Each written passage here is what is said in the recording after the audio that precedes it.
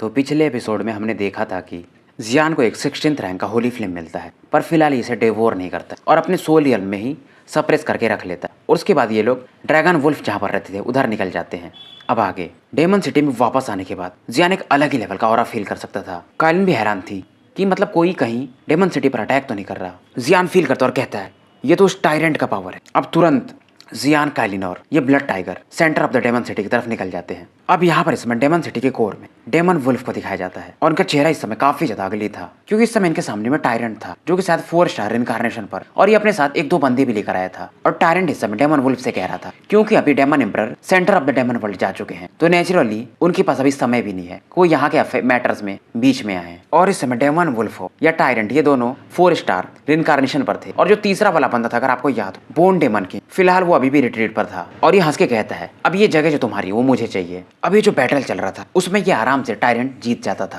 तभी यहाँ पर अचानक से एक स्पेस क्रैक होता है और यहाँ से एक डैजलिंग फ्लेम आता है और ये इस फाइट के बीच जो टायरेंट की टीम थी उनको हिट करने लगता है। इस सीन को देखकर टायरेंट तुरंत एक पावरफुल पाम अटैक उस बंदे की तरफ जो कि आग में इस समय दिख रहा था, ये अपना अटैक कर देता है। पर जियान के एक अटैक के कारण 2 बंदे तुरंत ही राख बन जाते हैं और जियान के एक अटैक से 2 बंदे जो कि एक 4th स्टार इनकार्नेशन और दूसरा 5th स्टार इनकार्नेशन में था मारे जाते हैं। इस सीन को देखकर के डेमन वुल्फ भी हैरान थे और तुरंत ही जो टायरेंट की टीम थी वो फिलहाल सरेंडर कर देती है। पर इस समय जियान ने जहाँ पर उन बंदों को मारा था वहां पर इसे कुछ अलग ही फील होता है। कालिन भी इस चीज को फील करती है। जब ये लोग ध्यान से देखते हैं उस मड वाले एरिया में, तो बेसिकली एक होली फ्लेम था, रैंक 33rd। इसे हेवन स्मिटिंग डेमन फ्लेम भी कहा जाता है। हालांकि होली फ्लेम 34वें नंबर का फ्लेम था, फिर भी ये काफी अच्छा हो सकता था। पर इस समय जो ब्लड टाइगर था उसके हिसाब से कुछ और भी था वहां पर। ये तुरंत ही उस एरिया पर ध्यान से देखने लगता है क्योंकि वहां पर एक हालबर्ड था, यानी कि 10th रैंक डेमन वर्ल्ड का डिवाइन वेपन। अब उसके बाद ये सभी लोग डेमन वुल्फ के साथ इनके हॉल में चले आते हैं और ये बताने लगते हैं कि वो जो स्पिरिट ड्रैगन स्नेक, मैं नहीं था उस समय, और वो डायरेक्टली फाइट करने चली गई टायरेंट से और उसी के पास ये 33rd रैंक का होली फ्लेम था और उसे उस टायरेंट ने मार दिया था। और ये सभी चीजें डेमन वुल्फ जियान को बता रहे थे और ये भी इस समय हैरान थे। मतलब ये बंदा जो उस समय काफी वीक था आज इस समय इस लेवल पर होगा। डेमन वुल्फ जियान से पूछते मतलब आगे तुम्हें जाना कहाँ पर है, और यहीं पर वो टाइगर भी बैठा हुआ था चुपचाप। ये जियान और कालिन की तरफ ही देख रहा था। जियान इनसे कहता है इसको एक रूम चाहिए ताकि ये पिल रिफाइन कर पाए, उसके बाद ये डेमन वर्ल्ड के सेंटर में जाएगा। और जियान ने वो जो 10th रैंक का डेमन वेपन था वो डेमन वुल्फ को दे देता है। पर डेमन वुल्फ इसको लेने को तैयार नहीं थे क्योंकि ये चीज काफी कीमती माना जाता है। ये बोलते हैं कि मतलब मिसेस कालिन को इसकी जरूरत पड़ सकती है। कालिन बोलती मुझे इस चीज की जरूरत नहीं है। और उसके बाद ये दूसरा वाला जो वेपन इसे मिला था ये दिखाती सी करके डेमन वुल्फ तो एक बार कांपने लगते हैं क्योंकि ये 4th रैंक का डिवाइन वेपन था डेमन वर्ल्ड का, डेमन सपरेशन स्वॉर्ड। और जियान इसमें इसके पास एक ड्रैगन क्रिस्टल पड़ा हुआ था, ये ड्रैगन वुल्फ को देता है क्योंकि इनके अंदर भी थोड़ा बहुत ड्रैगन का अंश था, तो ये स्ट्रांग हो जाएंगे। तो फ्यूचर में जियान को ये मदद कर सकते थे जब ये इस डेमन वर्ल्ड के मास्टर बन जाएंगे। और वैसे भी इनका स्ट्रेंथ 4 स्टार इनकार्नेशन पर था, पर डेमन एम्परर ने इनके लिए भी कुछ पावर छोड़ा था जिसे अभी भी एब्जॉर्ब नहीं कर पाए थे पूरी तरह से। तो ये आराम से फ्यूचर में 6 स्टार या उसके ऊपर भी जा सकते थे। जियान यहाँ से फाइनली रिट्रीट पर चला जाता है। पर इसमें जो ड्रैगन वुल्फ थे ये कालिन को एक ग्रीन स्क्रॉल देते हैं। ये डेमन एम्परर ने इन्हें जियान को देने को कहा था। उधर जियान ने जो 33rd रैंक का होली फ्लेम था उसे भी रख लिया था, इसने इसे भी एब्जॉर्ब नहीं किया था। और शायद ये दोनों फ्लेम यिंगिंग और कालिन के लिए इसने रखा था और इनके लिए ज्यादा सुटेबल भी था। इस दौरान 5 दिन निकल जाते हैं और फाइनली जियान इस दौरान 8th रैंक का वो जो हेवन सोल मेल्टिंग पिल था उसे बना लेता है। कालिन भी इसे रख लेती है और ये फिलहाल काफी खुश थी। अब इनको बस डेमन वर्ल्ड के सेंटर में निकलना था। और इसमें कालिन एक वो जो स्क्रॉल था जो कि इसको डेमन वुल्फ ने दिया था, ये जियान को पकड़ा देती है कि ये तुम्हारे लिए डेमन एम्परर ने छोड़ा है। और इसमें लिखा हुआ था कि मुझे मालूम है तुम वापस आओगे और तुम शायद जब ये स्क्रॉल ले रहे होगे तो तुम डेमन वुल्फ से मिल चुके होगे, और मुझे मालूम है तुम्हारे साथ वो जो लड़की है उसके चक्कर में तुम्हें डेमन वर्ल्ड के सेंटर में आना ही पड़ेगा। और ये कहते हैं, पर एक और चीज वियर्ड है, मतलब इस लेटर में लिखा हुआ था कि जो डेमन वर्ल्ड के रियल्म का मास्टर है वो तुम्हें पता नहीं क्यों तुमसे मिलना चाहता है। और वो जो किंग ऑफ ऑल बीस्ट है जो कि जियान के बॉडी में पहले रहता था, फिलहाल अभी भी वो कल्टीवेशन में ही है। और इसमें ये 2-3 चीज और लिखे थे, ये किंगडम ऑफ एंजल्स और डेमन वर्ल्ड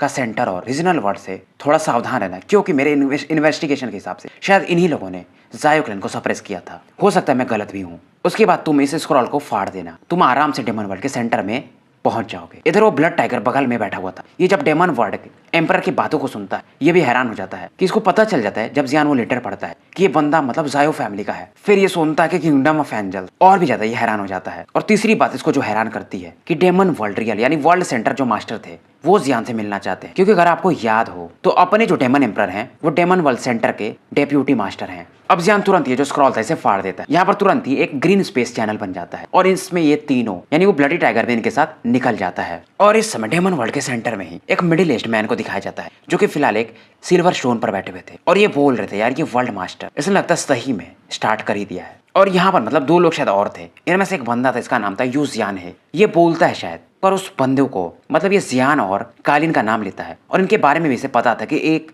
जायो क्लैन का डिसेंडेंट है और दूसरी 10 कलर की इनहेरिटेंस हासिल की है और इन्हें डेमन एम्परर का साथ भी है, तो इन्हें थोड़ा शायद मुश्किल होगा पकड़ना। पर इसमें एक फेंट वॉइस भी सुनाई देती और ये बंदा शायद डेमन एम्परर से भी ज्यादा पावरफुल था और यही था इस वर्ल्ड सेंटर का मास्टर। अब आप सोच सकते हो अगर daemon emperor 7th level incarnation पर है तो ये बंदा कहाँ पर होगा। पर ये बंदा थोड़ा बहुत डेमन एम्परर के इमोर्टैलिटी पावर से डरता था और दूसरा उनका डिवाइन पाथ जो था। और ये बंदा शायद कालिन के ब्लड लाइन से कुछ और यूज करके 8th लेवल इनकार्नेशन या उससे ऊपर भी जाना चाहता था। अब इधर जियान वगैरह फाइनली एक ग्रे लैंड पर आ जाते हैं। इस चीज से जियान हैरान था कि ये जो स्पेस टनल था ये काफी ज्यादा स्टेबल था और यहाँ पर आते हैं ये जो अपना ब्लडी टाइगर था ये भी थोड़ा सा जोश से भर जाता है कि ये लोग अब डेमन वर्ल्ड के सेंटर में आ चुके हैं, क्योंकि इसका भी strength half step 7 star incarnation पर था। और यहाँ पर आते हैं जो कालिन का वो स्नेक स्पिरिट था वो भी फिलहाल काफी खुश था कि मानो ये अपने घर पे आ गया हो। अब यहाँ पर मतलब जब ये लोग आगे बढ़ते हैं तो इनको कई सारे पहाड़ वगैरह, बांस वगैरह के मैदान, मतलब घास वगैरह देखने को मिलते हैं। पर जियान अभी थोड़ा सावधान था क्योंकि डेमन एम्परर ने जो लेटर लिखा था इसको समझ में आ गया था और फिलहाल ये लोग जो 10 कलर्ड स्काई सॉलिंग पाइथन का होम टाउन था वहां की तरफ मूव कर रहे थे। आगे बढ़ते बढ़ते इनको 10 मिस्टीरियस टेम्पल्स दिखते हैं और अपने सोल पावर से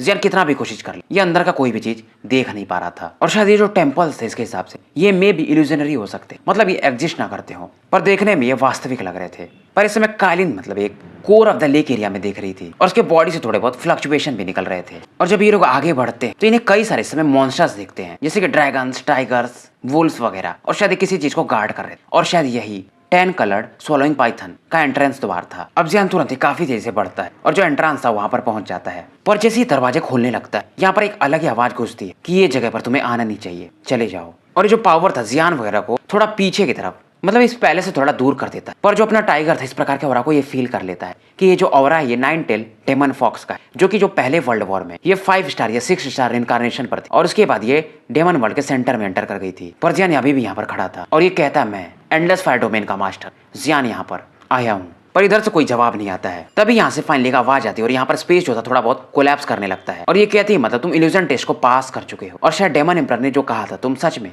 काफी टैलेंटेड हो और शायद तुम 9 टेल डेमन फॉक्स क्लैन से भी आ चुके हो। पर ये जो फ्लक्चुएशन था जियान फील कर सकता था, ये जितने लोगों से मिला उसमें ये आराम से स्ट्रॉन्गेस्ट में गिना जा सकता है। और ये जो पावर इतना ज्यादा टेरिफाइंग था, इस प्रकार के पावर का शायद जियान अपने अगर होली फ्लेम को भी यूज कर ले तो इस गैप को ये भर नहीं सकता था। और तुरंत यहाँ से एक ग्रीन डेमोनिक ऑरा निकलती, कोई और नहीं बल्कि डेमन वर्ल्ड सेंटर के वर्ल्ड मास्टर थे और इनका जो पावर था ये काफी टेरिफाइंग, पर जियान फिर भी काम था और ये तुरंत एक पावरफुल अटैक जियान की तरफ लॉन्च कर देते हैं और ये कहते हैं अगर तुम होते नहीं तो ये सब प्रॉब्लम्स होते ही नहीं। और इनके पावर के सामने कोई भी हो, इस समय ये लोग चींटी के समान थे। ब्लडी टाइगर तो काफी ज्यादा डर गया था, इसे समझ में नहीं रहा जियान करने क्या वाला है, क्योंकि ये जो वर्ल्ड मास्टर है डेमन वर्ल्ड सेंटर में सबसे स्ट्रॉन्गेस्ट माने जाते हैं। और इस समय वर्ल्ड मास्टर जियान से कहते हैं क्यों ना तुम अपना लाइफ एक्सचेंज कर लो पूरी दुनिया के लिए, पूरी दुनिया सुरक्षित हो जाएगी। जियान फाइनली अपनी आंखें खोलता है और इनसे कहता है आप 8 स्टार इनकार्नेशन पर हो ना, फिर भी मैं आपको हर्ट तो कर ही सकता हूँ, ट्राई कर सकते हो। ये आवाज सुनते ही बोलते हैं क्या तुम मुझे धमका रहे हो। और ये तुरंत एक सोल पावर रिलीज करते हैं। जियान फील कर सकता है इनका जो सोल पावर जियान से भी शायद थोड़ा सा ज्यादा है। जियान फिर भी इनके आगे बढ़ता है और कहता है आप ट्राई कर सकते। ये कहते हैं मतलब तुम सच में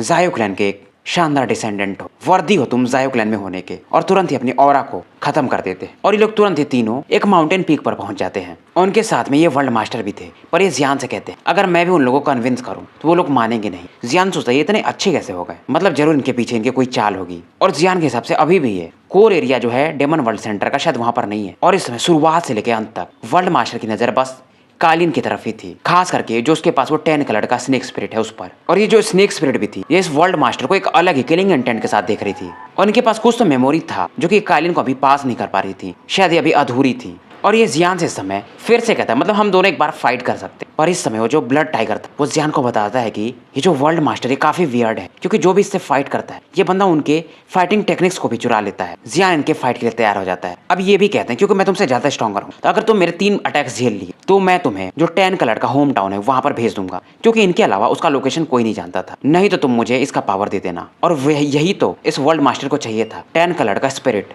पर ब्लड टाइगर ध्यान से देखता है और ये हैरान हो जाता है। वर्ल्ड मास्टर का स्ट्रेंथ जो था ये हाफ स्टेप 8 स्टार इनकारनेशन पर थे, मतलब पूरी तरह से 8 स्टार पर नहीं थे, फिर भी ये काफी ज्यादा था। जियान सुनता है, कहता है ठीक है फिर, क्योंकि इसके पास अपना खुद का प्लान था। वैसे भी इसका स्ट्रेंथ 6 स्टार इनकारनेशन पर था और कालीन के मैटर को सॉल्व करने के लिए इसे इस प्रकार से तो करना ही पड़ेगा कुछ ना कुछ।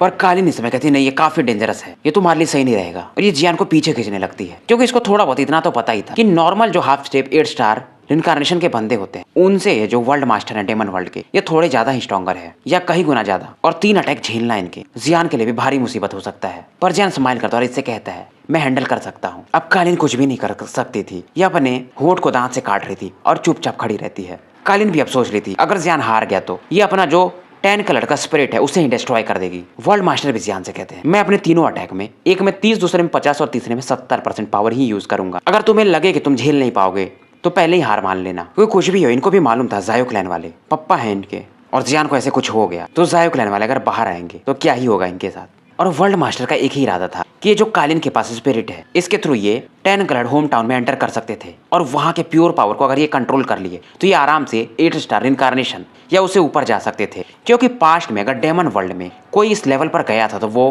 किंग ऑफ ऑल बीस्ट ही थे। अब समझ ही रहे हो ना कौन, जो जियान की बॉडी में रहता था पहले, और शायद ये ऊपर उससे ऊपर भी यानी 9 स्टार इनकारनेशन या इवन गॉड ऑफ वॉर भी बन सकते थे। और फाइनली मतलब ये बैटल शुरू हो जाता है। अब जियान भी अपने फुल ऑरा को रिलीज करता है, 6 स्टार इनकारनेशन और कई सारे होली फ्लेम से इसकी बॉडी कवर हो जाती है, और उसकी बॉडी से 7 होली फ्लेम इस समय निकल रहे थे। और वर्ल्ड मास्टर मतलब जियान की तरफ एक स्माइल देते हैं कि तुम ट्रूली एक एक्स्ट्रा ऑर्डिनरी बंदे हो। और इधर वर्ल्ड मास्टर अपने ऑरा से मतलब एक पावरफुल वेपन कंडेंस करने लगते हैं, और इसमें ग्रीन ऑरा को साफ देखा जा सकता था, और इसमें इनका बस 30% ही पावर था। अब जियान भी अपने को फुली प्रिपेयर करता है, इसका इमोर्टल गोल्डन बॉडी भी ये सम्मान करता है, और डेमन एम्पर का जो फैंटम पावर ये भी ये सम्मान करता है, और इसका जो ड्रैगन बॉडी भी था ये भी इस समय इसे दिखने लगता है। इस वर्ल्ड मास्टर को ये हैरान हो जाता है कि 9 ड्रैगन किंग में से एक का ट्रू इनहेरिटेंस तुम्हारे पास। हालांकि वर्ल्ड मास्टर के सामने ड्रैगन किंग्स जो 9 थे उनमें से कुछ एक ही थे जो इनके अपोनेंट थे, और जियान इस समय जो गोल्डन ड्रैगन किंग का ब्लड था उससे भी अपने होली फ्लेम और बॉडी को और ज्यादा स्ट्रॉन्ग बना लिया था। ब्लडी टाइगर बोलता है ये बंदा मतलब क्या ही, ये सच में पागल है कि 6 स्टार पावर के दम पे ये हाफ स्टेप 8 स्टार वाले बंदे को झेलने का मादा रखता है। और पहला अटैक जियान ने आराम से झेल लिया था। हालांकि इसका जो फैंटम पावर था डेमन एम्पर का वो डिस्ट्रॉय हो जाता है,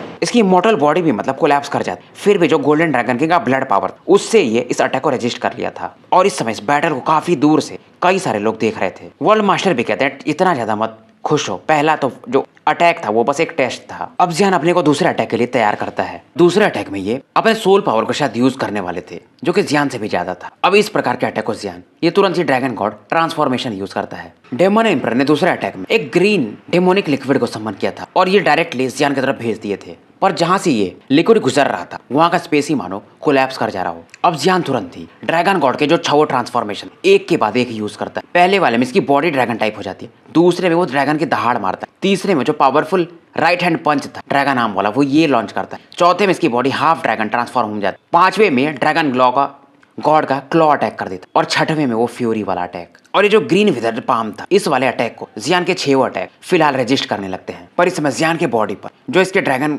स्केल से वो थोड़े बहुत शैटर्ड हो जाते हैं, पर फिर भी ये पूरे अटैक को भेजते हुए ये जो ग्रीन लिक्विड था जियान के आर्म पर जाके चिपक जाता है हल्का, और इस दौरान जियान कुछ कदम पीछे ढकेल दिया जाता है। जियान भी हैरान था, मतलब ये ड्रैगन गॉड के 6 ट्रांसफॉर्मेशन यूज किया था, फिर भी इस बंदे का अटैक इसे मतलब कुछ कदम पीछे ढकेल दिया था। अब फाइनली जब जियान इनके सेकंड अटैक को भी झेल लेता तो ये वर्ल्ड मास्टर जियान से कहते तुम्हारे बॉडी में गोल्डन ड्रैगन किंग का ऑरा है। अब ये सोचता अगर ये जियान को मार दी तो ये काफी अच्छा होगा, क्योंकि इसके पास गोल्डन ड्रैगन किंग का ट्रू इनहेरिटेंस है, और गोल्डन ड्रैगन किंग हो या जायो क्लैन है उसके सामने ये चींटी है। डर तो इसे भी लग ही रहा था। अब ये जियान से कहता है तीसरा अटैक है, अब मैं तुम्हें एंटरटेन नहीं करने वाला, इस अटैक में मैं 70% पावर यूज करूंगा, जो कि शायद तुम रजिस्ट ना कर पाओ तो तुम्हें गिव अप कर देना चाहिए। जियान बोलता है नहीं, मैं चाहूंगा कि आप ट्राई करें मुझ पर, कृपया सीनियर। अब इनका ये लास्ट अटैक था और इनको वो 10 कलर का स्पिरिट चाहिए था, तो इस अटैक में ये भी पीछे हटने वाले नहीं थे, और तुरंत इनकी बॉडी जो ऑरा निकलती है ये अलग ही लेवल पर चली जाती है। पर जियान भी तैयार था, ये तुरंत ही अपने होली फ्लेम्स के पैटर्न्स बनाने लगता है। इसकी आंखें बंद थी और ये 7 होली फ्लेम मानो इस समय घूम रहे हो, और इसके सेंटर में कुछ तो दिखता है, और वहीं दूसरी तरफ world master green demonic energy में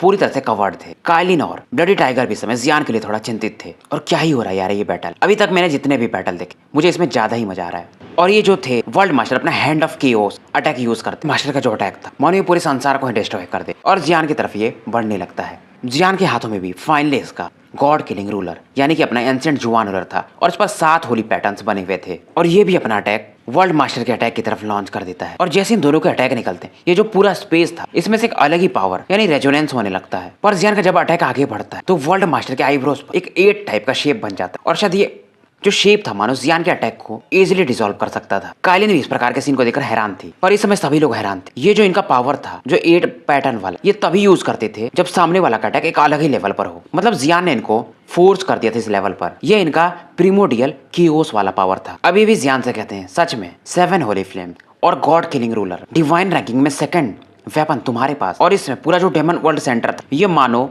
यहाँ पर तहलका समझ गया हो। और फ्लक्चुएशन इतना ज्यादा था कि फिलहाल किसी को समझ में नहीं आ रहा था बैटल का आउटकम क्या है। कई सारे लोग जो दूर से इस बैटल को देख रहे थे वो भी इस समय हैरान थे। मतलब इस जियान का जो पावर है ये गॉड लेवल पर है। और फाइनली मतलब यहाँ पर धीरे धीरे जो बादल थे धूल के ये छट जाते हैं और एक आवाज आती है तुम्हारा गोल्डन ड्रैगन किंग और होली किंग से क्या रिलेशन है। क्योंकि जियान को इस समय ये देख रहे थे और जियान इस समय ब्लड से ढका हुआ था। इसकी सांस भी मतलब काफी तेज से चल रही थी क्योंकि जियान का जो अटैक था इसके कारण से इन्हें जो सेकंड वेपन था डेमन वर्ल्ड का उसे सम्मन करना पड़ा था जो कि 8 के शेप में था। नहीं तो ये भी अच्छे खासे इंजर्ड हो जाते। और इन्हें इतना तो पता ही था कि जियान के हाथ में जो वेपन है ये होली किंग का वेपन है द रूलर ऑफ गॉड्स। जियान इनसे कहता दोनों मेरे टीचर्स हैं। यहाँ पर तो मैं भी इमोशनल हो गया। पर अभी भी जियान के बॉडी के आसपास वो ग्रीन रेज ऑफ लाइट इनकी थी और मानो ये जियान के पावर को डिवोर कर रही हो। और ये पावर ऐसी थी मतलब जो जियान के होली फ्लेम को इग्नोर करके इसके बॉडी में जो वाइटल पॉइंट्स थे उन्हें खत्म कर रही थी। और अगर ये अपने इस अटैक का फुल पावर यूज करते तो आराम से जियान को खत्म कर सकते थे। पर जियान ने भी इनको फोर्स कर दिया अपना 8 शेप वाला वेपन यूज करने पर। अब ऐसे देखा जाए तो वर्ल्ड मास्टर हार चुके थे। जियान ने इनके तीनों अटैक को ले लिया था और अगर ये मानते नहीं है तो दुनिया की नजरों में इनकी इज्जत नहीं रह जाएगी। पर वर्ल्ड मास्टर इस समय मतलब इनकी नजरों में कुछ और ही था। ये अचानक से गायब होते और जियान के सामने प्रकट हो जाते हैं। काइलिन भी इनसे कहती मतलब आपकी बातों का कोई महत्व नहीं है। पर वर्ल्ड मास्टर इस समय जियान के बॉडी में वो जो इनके ग्रीन एंड्स जा रहे हैं इन्हें ये बाहर निकालते हैं और काइलिन को बोलते हैं फिलहाल दूर ही रहो। उसके बाद ये अपनी डेमोनिक एनर्जी से जियान की बॉडी को थोड़ा बहुत हील करते हैं। जियान भी इन्हें फिलहाल थैंक्स बोलता है। पर इतना तो ये समझ गया था कि इनके बॉडी में भी वो कियोस पावर है जो कि काफी मिस्टीरियस माना जाता है। और इसे इतना भी समझ में आ गया था इन्होंने वो जो वेपन यूज किया था या तो वो फर्स्ट रैंक या सेकंड रैंक का डेमन वर्ल्ड का वेपन है। अब इस समय इनका चेहरा अगली था पर ये जियान से कहते मतलब 10 कलर्ड हेवन सोनिंग पाइथन का एंट्रेंस तुम्हारा। हालांकि इनका चेहरा थोड़ा अगली था। जियान भी ने फिर से थैंक्स बोलता है। पर ये जियान जब जाने लगता है यहाँ से तो ये इसको बताते हैं पर वो जो एंट्रेंस है मैं इतने साल से डेमन वर्ल्ड का मास्टर हूँ फिर भी मैं उसे खोल नहीं पाया हूँ और आज तक इसे कोई खोल ही नहीं पाया है। अब जियान जानता था पर इसे कोशिश तो करना ही था। और ये जियान से कहते अगर तुम 3 दिनों में इसको नहीं खोल पाए तो मैं तुम्हें लेने आ जाऊंगा क्योंकि इस जगह को फिर से मुझे रिकंस्ट्रक्ट करना पड़ेगा। उसके बाद वर्ल्ड मास्टर यहाँ से निकल जाते हैं। पर जब ये जा रहे थे उस समय जियान के बॉडी से एक मैजेस्टिक ऑरा निकल और इसे काइलिन फील कर ली थी। तो ये इससे पूछती है और ये ऑरा जो निकल रही थी ये इसके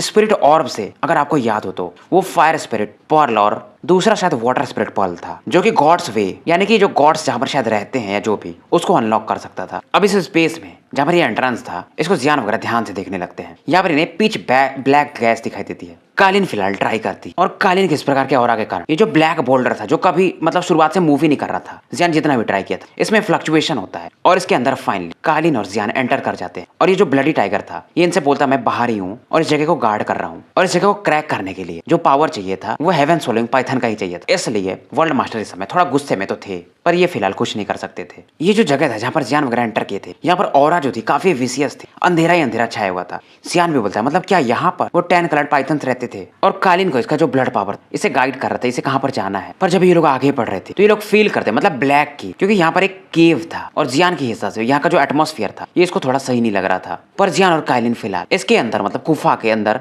प्रवेश कर जाते। पर जैसे ही लोग एंटर करते हैं यहाँ पर एक शैडो प्रकट होता है जो कि फुल ऑफ एविल था। और सबसे बड़ी बात थी कि इस शैडो का कोई सर था ही नहीं और इसका बॉडी शायद स्नेक के समान ही था। और इस जगह पर शायद जहां पर मतलब जियान वगैरह एंटर किए यहाँ पर ये अपने सोल पावर या होली फ्लेम किसी को यूज नहीं कर सकता था। दोनों एक दूसरे के हाथ पकड़ के आगे बढ़ रहे थे। काइलिन इस समय इस केव के वॉल पर कुछ तो देखती और इसका जो स्पिरिट था वो इसे गाइड कर रहा था। और यहाँ पर मतलब गुफा पर दीवारों पर कुछ एंशिएंट पैटर्न्स बने हुए थे और ये मानो इनको कुछ बताने की कोशिश कर रहे हो। जियान भी इन दीवारों पर ध्यान से देख रहा था। इस पर शायद लिखा हुआ था स्नेक सैक्रिफाइस 10 कलर और मतलब गुफाओं पर कई सारे सांपों के चित्र बने हुए थे।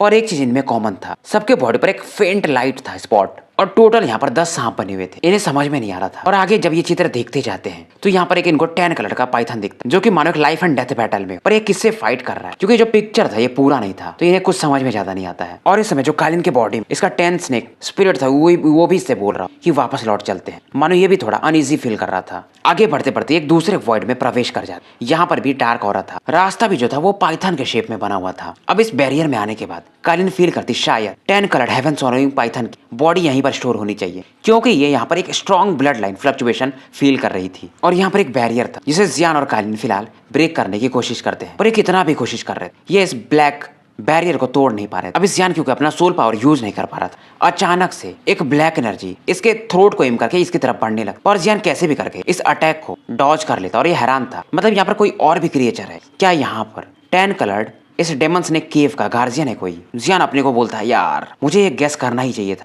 अगर ये केव है तो यहाँ पर एक गार्जियन तो होगा ही। और इस समय कालिन के बॉडी में वो जो 10 कलर स्नेक स्पिरिट था वो मानो इस समय जाग सा गया था। और ये तुरंत एक पावरफुल अटैक उस बैरियर पर करता है और बैरियर में क्रैक्स आने लगते हैं। और तुरंत ही फिर ये जो स्पिरिट था ये चुपचाप शांत हो जाता है। और तुरंत ये जो क्रैक हुआ इसमें से एक बीम ऑफ लाइट निकलती और यहाँ पर इसको एक 10 कलर्ड स्नेक ही दिखता है, पर ये शायद अभी नींद में था। ये एक मैजिकल स्नेक था और इसको कोई सर नहीं था और इसके अंदर से एक अलग ही लेवल का एविल ऑरा निकल रहा था। जियान देखता और कहता है इसके पास तो एविल हो रहा है, पर इसके बॉडी में थोड़ा बहुत मिल्की व्हाइट फायर भी था। और इसे देखकर के जियान के बॉडी में जो इसके होली फ्लेम ये भी मानो कांप रहे हो। और 2 होली फ्लेम जो जियान ने इस समय सप्रेस किया ये भी कांप रहे थे। जियान को टेंस देकर कालिन भी कहती शायद ये एक होली फ्लेम है, क्योंकि इस समय जियान के बॉडी में ये फ्लेमिंग मंत्र या इसका डेविल पावर या इसका एंसेंट जुवान रूलर इसमें सभी ट्रैम्पल कर रहे थे। अब जियान कालिन से कहता है कि इस फ्लेम को ध्यान दो। कालिन तुरंत अपने 10 कलर पावर से जो स्ट्रेंज फ्लेम जो कि इस हेडलेस स्नेक के बॉडी पर इस पर अटैक कर देती और इसे बुझा देती। और जैसे ये फ्लेम बुझता है जियान की बॉडी फिर से नॉर्मल हो जाती है। कालिन तुरंत जियान के पास आती है, क्योंकि जियान के समय पसीने छूट रहे थे। जियान कहता है पता नहीं क्यों, पर ये जो मिल्की व्हाइट फ्लेम ये मानो मेरे पावर को ही सॉलिडिफाई कर दिया हो और मानो मेरे बॉडी के जो होली फ्लेम्स हो इससे फाइट करना चाहते हो। फिलहाल ये जो हेडलेस स्नेक था ये शांत था, पर जियान बोलता मतलब इसका ऑरा एविल क्लैन जैसा ही है, पर शायद ये जो एविल पावर है उनसे भी थोड़ा विचित्र है, क्योंकि इसमें थोड़ा बहुत ह्यूमन वर्ल्ड सेंटर का पावर भी मिक्स है। क्योंकि जो मिल्की व्हाइट फ्लेम और इस एविल क्लैन का ऑरा और ह्यूमन वर्ल्ड तीनों का पावर मिक्स, मतलब कुछ तो कुछ है गड़बड़। जियान इसमें सोच रहा था। फिलहाल कालिन शांत हो जाता और जियान को भी शांत कर। अब इसको पता चल गया था इस बैरियर को खोलना कैसे, तो ये तुरंत ही अपने 9 कलर हेवन सॉलिंग पाइथन से इस पिच ब्लैक बैरियर फिर से अटैक करती है। और इसके इस प्रकार के पावर के कारण ये बैरियर तुरंत ही टूट जाता है और ये लोग अंदर प्रवेश कर जाते हैं। और ये जो हेडलेस स्नेक था ये पूरी तरह से फिलहाल धूल में बदल के गायब हो जाता है। पर जैसे ये गायब होता है यहाँ पर कुछ चीजें लिखी हुई आती है, heaven, earth and a man. अब इधर जियान वगैरह जैसे अंदर आते हैं ये थोड़ा अनईजी फील करते हैं। और यहाँ पर जो कई सारे रॉक पाइथन्स ये हिलने डुलने लगते और मानो इसमें ये जिंदा होने लगे हो, मतलब सांप जो पत्थर के थे वो अचानक से जिंदा होने लगते। अब जियान कितना भी अटैक करे इन रॉक्स पर अपने होली फ्लेम से भी, फिर भी मानो ये जियान के होली फ्लेम के पावर को भी खत्म कर दे रहे हो। और यहाँ पर टोटल 9 रॉक्स थे और ये जियान के जो पावर थे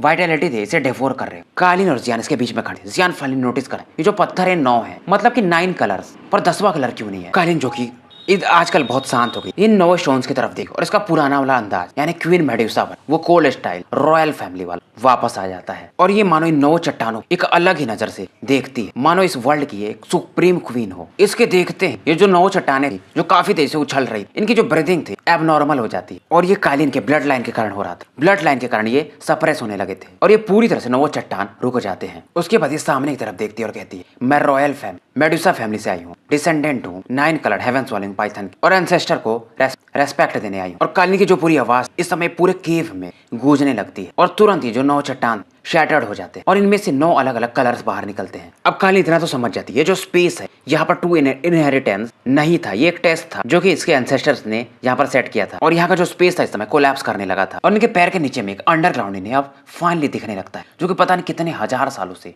बंद होगा। और यहाँ से अलग ही लेवल का ऑरा बाहर निकल रहा था और इसका जो स्पिरिट था 10 कलर्ड वाला इसके बॉडी में भी फ्लक्चुएशंस होने लगते हैं। अब जियान और कालिन फाइनली इस अंडरग्राउंड पैलेस में एंटर कर जाते हैं। अंदर जब ये लोग जाते हैं तो यहाँ पर कई सारे क्रीचर्स दिखते हैं और सबकी एक ही खास बात थी, सभी जहरीले थे। अंदर जब ये जाते हैं तो इन्हें एक ड्राई स्टोन एक थ्रोन भी दिखता है और इस थ्रोन पर एक यंग वुमेन इनको चुपचाप बैठे हुए दिखाई देती है। पर शायद इनकी बॉडी पर कोई लाइफ नहीं था, पर इनके हाथों पर स्नेक पैटर्न देखा जा सकता था 10 कलर वाला। बाल भी इनके 10 कलर्ड लग रहे थे। जियान की तरफ देखकर समझ जाते यही है वो 10 कलर्ड हेवन स्वॉलोइंग पाइथन। और मानो उसकी आवाज भी निकलना बंद हो गई थी फिलहाल। और यही वो जगह था जहां पर कालिन इनहेरिटेंस हासिल कर सकती थी। और कालिन के पास ये जो स्पिरिट था 10 कलर का ये डायरेक्टली उस थ्रोन की तरफ ही देख रहा था। अब जियान स्माइल करता है, कालिन आगे बढ़ती और ये इससे कहता है मैं तुम्हें प्रोटेक्ट करता हूँ फिलहाल। कालिन की बॉडी से भी इसका ऑरा बाहर निकलने लगा था, पर तुरंत ही ये जो स्पेस था मानो ये ट्रैप हो गया और कालिन की ऑरा सॉलिडिफाई हो गई। और यहाँ पर इस समय उस गद्दी से ही एक आवाज आती है, मैं काफी सरप्राइज हूँ कि मैंने जो ब्लड एसेंस छोड़ा था डाउडी वर्ल्ड में, उससे मतलब तुम एक अच्छी डिसेंडेंट बन के आई हो। मतलब इन्हें विश्वास नहीं था कि कोई यहाँ पर आएगा फाइनली। और तुरंत ही इनके बॉडी से 9 कलर के ऑरा निकलता और कालिन की तरफ काफी तेजी से ये बढ़ने लगता है। कालिन भी तुरंत ही अपने 10 कलर पावर इनके अटैक को डिसॉल्व कर देती है। अब ये जो कोल्ड वॉइस थी ये कहती है आइडेंटिटी कंफर्म हो गई है, मतलब तुम सच में हमारे मेडुसा ब्लड लाइन की ही हो। अब ये कालिन से कहती है मुझे हरा दो, तुम्हें जो चाहिए वो मिलेगा। और इस समय इनके जो 10 हेयर्स थे अलग अलग कलर के, इसमें से ऑरा काफी तेजी से निकलने लगता है। अब जियान दूर से बस चुपचाप इस बैटल को देख रहा था कि इस वुमेन का स्ट्रेंथ क्या हो। अगर ये 10 कलर्ड हेवन सोलिंग पाइथन की लेजेंडरी लेवल पर रही होंगी, 8 स्टार 9 स्टार इनकारनेशन, अब ये भी श्योर नहीं था उतना। ये वही वुमेन थी, कालिन को भी याद था कि जो इसे वो मेडुसा फैमिली में मिली थी और वहां भी इसे फाइट करना पड़ा था। और कालिन को भी इसमें कई सारे डाउट कि शायद डेमन वर्ल्ड के मास्टर ने मेडुसा फैमिली को खत्म किया था। तो फिलहाल इन चीजों को इग्नोर करके ये शांत हो जाती। अब जियान इसमें बैटल देख रहा था। कालिन हालांकि इन एंसेस्टर से फाइट कर रही थी, पर दोनों के जो पावर लेवल में डिफरेंस वो अलग ही लेवल पर था। और कालिन की जो स्पिरिट पार्टनर 9 कलर वाली वो भी बाहर आ गई थी। ये दोनों मिल करके इनसे फिर से एक बार फाइट कर रहे थे। और इसके मन में जो इसकी स्पिरिचुअल औरत, उसको ख्याल आता कि क्या मैं इन्हें मेडुसा पेट्रिफाइड आई से हरा सकती हूँ। अब जियान भी इस बैटल के कारण एक प्रेशर फील कर रहा था, तो ये अपने को अपने सोल पावर से प्रोटेक्ट कर रहा था। और इस समय जो वो एंसेस्टर थे उन्होंने अपने मेडुसा का पेट्रिफाइड पावर यूज किया था और कालिन भी अपने 9 कलर वाले पेट्रिफाइड पावर को यूज कर रही थी, पर दोनों का डिफरेंस अलग ही लेवल पर था। कालिन फिर भी इस अटैक से डर नहीं रही, ये डायरेक्टली इनके अटैक को बीच में आके रोकने लगती है। अब क्योंकि इसके पास 10 कलर्ड स्नेक स्पिरिट का भी गाइडेंस, इसे समझ में आ गया था इनहेरिटेंस चाहिए, हराना तो पड़ेगा ही। पर कालिन जैसे ही ये पेट्रिफाइड आई के सामने आती है, इसकी जो बॉडी थी वो धीरे धीरे स्टोन स्टैचू में बदलने लगती है। पर जियान भी जानता था अगर कालिन ऐसा रहा तो ये पूरी समय के लिए पेट्रिफाइड हो जाएगी, मतलब कि मरे जैसे। जियान समझ जाती है, तुरंत ही अपने फ्लेमिंग मंत्रा, होली फ्लेम और एंशिएंट जुआन रूलर तीनों को सम्मन करता है और ये आगे बढ़ने लगता है अटैक करने के। अब जैसे वो 10 कलर्ड हेवन सोलिंग पाइथन वुमेन देखती है जियान को, ये बोलती है ये तो होली किंग का डिवाइन वेपन है। और ये जियान की तरफ एक 10 कलर्ड पावर्ड अटैक लॉन्च कर दी रहती है। एंशिएंट जुआन रूलर और इनका अटैक दोनों एक दूसरे से टकराते हैं और दोनों अटैक डिसॉल्व हो जाते हैं। और ये दूसरा अटैक, इसमें कई सारे स्नेक शैडोज जियान की तरफ बढ़ने लगते, पर ये फील करती है एक फ्लक्चुएशन जो कि इसको फैमिलियर, जो जियान के बॉडी में से इसको फील हुआ था। अब जियान भी अपने होली फ्लेम एक फुल पावर अटैक लॉन्च करता है, पर ये फील करता मानो एक अलग ही डायमेंशन है उसके इस अटैक से भेज दिया गया था। और यहाँ पर जियान को मतलब कुछ पुरानी चीजें दिखती हैं, शायद ये इसका पास्ट था, प्रीवियस लाइफ, और इस वुमेन ने जियान को यहाँ पर जानबूझकर भेजा था। शायद इन्हें किसी ने बोला था मे बी। और इधर ये कालिन से कहती है मेरा पावर ऐसे ही तुम मतलब कोई भी इनहेरिटेंस मेरा हासिल नहीं कर सकता है। कालिन जो कि इस समय पेट्रिफाइड लगभग हो चुकी थी, इनके सामने आकर ये बात कहती है। पर इस दौरान ये अपने पूरे पावर और यहाँ पर जो भी इनके क्रीचर्स थे ये धीरे धीरे करके इस पेट्रिफाइड बॉडी में ट्रांसफर करने लगती हैं। अब कालिन को भी इसमें काउंटलेस पावर मिल रहे थे और खास करके इन 10 कलर्ड हेवन सोलिंग पाइथन का इनहेरिटेंस। वही दूसरी तरफ जियान एक अलग ही वर्ल्ड, एक एक्स्ट्रा ऑर्डिनरी पावर के द्वारा, जो कि इस 10 कलर्ड हेवन सोलिंग पाइथन ने भेजा था, चारों तरफ से लिपटा हुआ था। इसे समझ में नहीं आता ये किस जगह पर है। पर यहाँ पर जियान एक चीज देखता है, यहाँ पर इसका कोई भी पावर काम नहीं कर रहा, मानो ये एक क्रिपल्ड पर्सन हो जिसके पास कोई कल्टीवेशन पावर ना हो। ये क्योटिक स्पेस था, मानो पूरा स्पेस ही मानो केवल अंधकार से भरा था। थोड़ी समय में जियान के सामने एक सिल्वर मिरर दिखाई देता है और इसमें इसको कई सारे पिक्चर्स दिखाई देने लगते हैं। और इस ग्रे स्पेस में मतलब इस पिक्चर्स में जियान को दिखता है कि 2 पावरफुल व्यक्ति प्रकट होते हैं। एक के पास जो व्हाइट ब्रिलियंस का पावर था, सिल्वरी व्हाइट, और वही दूसरे के पास मिल्की व्हाइट। और ये ऐसा पावर था, इस प्रकार के पावर को शायद जियान ने भी मानो कभी देखा नहीं होगा। और ये जो सिल्वर व्हाइट पावर, इनके पीछे ही ये 10 कलर्ड हेवन सोलिंग पाइथन खड़ी थी, मतलब इनके साथ इस पाइथन का काफी अच्छा रिलेशन रहा होगा। और ये काफी अलग ही नजर से वो मिल्की व्हाइट वाले पावर को घूर रही थी। पर ये पिक्चर थोड़ा ब्लर था। फिर यहाँ पर ऐसा दिखाया जाता है कि काफी अच्छा माहौल था, पर कुछ समय बाद कुछ टेरिफाइंग फ्लक्चुएशंस होते और इन दोनों के बीच में एक अलग ही लेवल का फाइट होता है। और शायद इस फाइट में ये दोनों मारे जाते और ये जगह मानो एक पैराडाइज हो। और जो मिल्की व्हाइट फिगर थे उन्हें कोई और आके 3 पार्ट में ब्रेक कर देता और पैराडाइज से इनको बाहर फेंक देता है। बेसिकली इनको सिल्वर व्हाइट फिगर नहीं तोड़ा था। उसके बाद ये भी शायद मर जाते हैं। और जो सिल्वर व्हाइट फिगर, इनकी बॉडी भी 9 भागों में यानी फूलों की पंखुड़ियों में मानो पड़ जाती है। और ये भी है जो 3 पावर्स थे, सामने वाला जो वो मिल्की व्हाइट फिगर्स 3 भाग में बटे थे उनको फॉलो करते हैं। और इनमें से वो जो 9 फूल थे जो कि सिल्वरी व्हाइट फिगर थे, उनका एक फूल जियान के हाथों में आता है। और इस प्रकार के पावर को फील करके जियान भी हैरान था, मतलब उस पंखुड़ी का और जियान का जो सोल था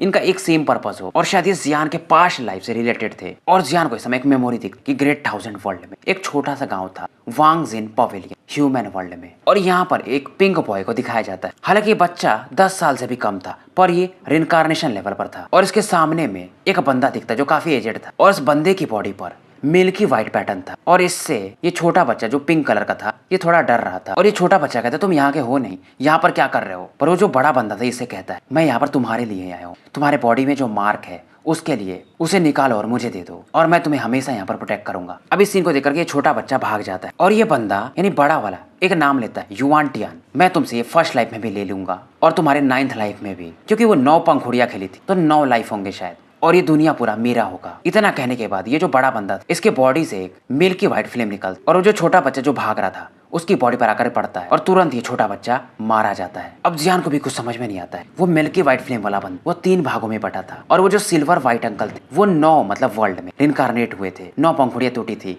और ये 10 कलर्ड हेवेंस वाले भाई क्या चल रहा है इसको कुछ समझ में नहीं आ रहा था। और वहीं इस समय एंडलेस फायर डोमेन यूनकी जो कि चुपचाप बैठी हुई थी ये जियान को याद करती और कहती है क्या तुम्हें वो पावर पता चले। मतलब यहीं पर बैठ के ये सोच रही थी और इस समय इसके आईब्रोज पर के बीच में एक पावर दिख रहा था सन के समान और शायद ये पावर अभी भी डीप स्लीप में था और ये वही 9 मिस्टीरियस पंखुड़ियों वाला पावर था। पर इस समय काफी दूर जगह में एक 8th रिइंकार्नेशन की बात चल रही थी और यहाँ पर वो एक मिल्की व्हाइट बंदे को दिखाया जाता है और ये वही बंदा और उसके पास 8 कॉफिन्स थी। मतलब इसने उस सिल्वरी व्हाइट अंकल के 8 रिइंकार्नेशन को मार दिया था और इनको शायद एंजल किंगडम वाले भी अब बचा नहीं सकते थे। ये वही बंदा था, इसका नाम था रेन युआन जी और ये फिलहाल सिल्वरी व्हाइट अंकल का जो 9th रिइंकार्नेशन वाला लाइफ था उन्हें ढूंढ रहा था और इसे अभी तक ये प्राप्त नहीं कर पाया था। मतलब उनको ढूंढ नहीं पाया था कि वो किसके रूप में जन्म लिए इस बार।